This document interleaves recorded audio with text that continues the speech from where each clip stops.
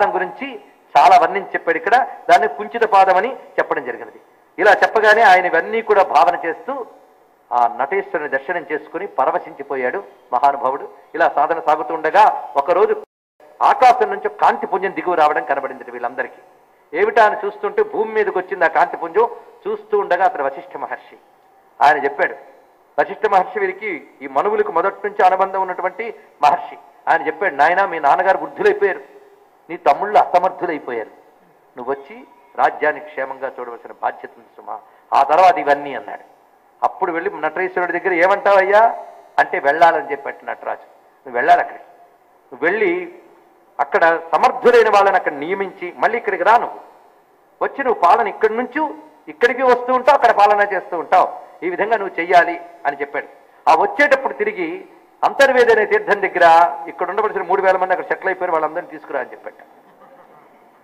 అయితే ఈయన వెళ్ళి వాళ్ళని తెచ్చాడు. ఆ తెచ్చినప్పుడు ఆ 3001 మంది ఉన్నట్టు మొత్తంగా వాళ్ళందరినీ తెచ్చి అక్కడ పెట్టేట. ఇదిగో అందరినీ తెచ్చానయ్యా అన్నట్టు నటరాజుతో. సరే అన్నట్ట. మళ్ళీ తిరిగి లెక్క చూసుకుంటూ ఒకళ్ళు లేట్ అక్కడ. ఈ మాట వెళ్ళి వ్యాఘ్రపడుతూ చెప్పాడు, నాతో పాటు 3001 మంది వచ్చారు, తిరిగి వచ్చాడు ఒకళ్ళు లేడన్నాడు. ఆయనలో ఉన్నాళ్లే అన్నట్టు నటరాజులో. అంటే అర్థం ఈ 3000 మంది వెళితే ఈ నటరాజు కూడా ఒక రూపంతో వాళ్ళతో వెళ్ళిపోయాడు అనమాట.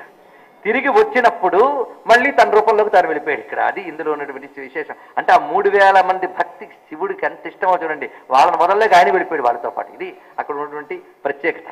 ఆ తర్వాత ఇతడు ఈ హిరణ్యవర్మ అద్భుతమైనటువంటి స్వర్ణాది ధాతువులతో చిదంబర క్షేత్రానికి ఆలయాలను మొదట నిర్మాణం చేసినటువంటి వాడు హిరణ్యవర్మ. దానికి ఆగమ శాస్త్రం పాతంజలి శాస్త్రం. దాని ప్రకారంగా ఇప్పటికీ అక్కడ రకరకాల అనుష్ఠానాలు చేస్తూ ఉంటారు, ఉత్సవాలు చేస్తూ ఉంటారు. స్వామికి ఏ వేళల్లో ఏ ఉత్సవాలు చేస్తారో కూడా ఈ గ్రంథంలో చాలా అద్భుతంగా వర్ణించారు. ఇందులో ప్రధానంగా మార్గశీర్ష మాసంలో ఆర్ద్రా నక్షత్రంతో కూడిన శుభదినంలో అందరూ మహర్షులు మహాత్ములు అందరూ ఇక్కడ ఉంటారు. అప్పుడు పరమేశ్వరునికి జరిగేటువంటి అభిషేక వర్ణన కూడా చెప్పబడుతున్నది. ఇటువంటి ఆ చిదంబర క్షేత్ర మహాత్మ్యాన్ని ఇంతవరకు వర్ణించి మొత్తంగా 26 అధ్యాయాలు ఉన్నటువంటి ఈ గ్రంథాన్ని పూర్తి చేసి ఉత్సవ విధానములు కూడా తెలియజేసి ఈ దివ్యమైనటువంటి ఈ చరిత్రని ఎవరు మధ్యలో ఎక్కడ ఎడతెగకుండా వింటారో అన్నారు. అంటే కొన్ని రోజులు దీక్ష పెట్టుకుని వినాలట.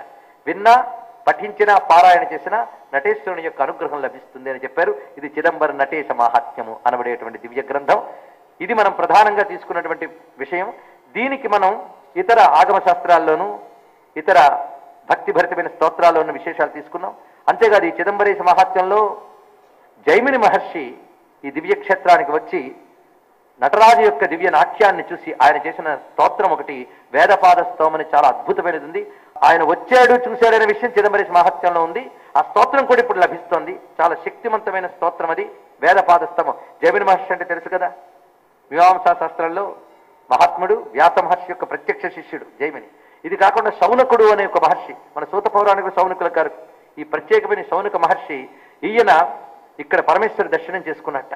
ఈ శౌనకునికి కూడాను వ్యాసుడు స్వయంగా విశేషమని చెప్పినట్లుగా, పైగా నందీశ్వరుడు శౌనకునికి మంత్రోపదేశం చేసినట్లుగా కనిపిస్తుంది. ఈ శౌనకునికి నటరాజు దర్శనమిచ్చి నువ్వు రుక్సాకలు కొన్నిటికి ద్రష్టమవుతావు అని, అలాగే బహురుచాగమము అనేది నీ వల్ల వర్ధిల్లుతుంది అని చెప్పాడు.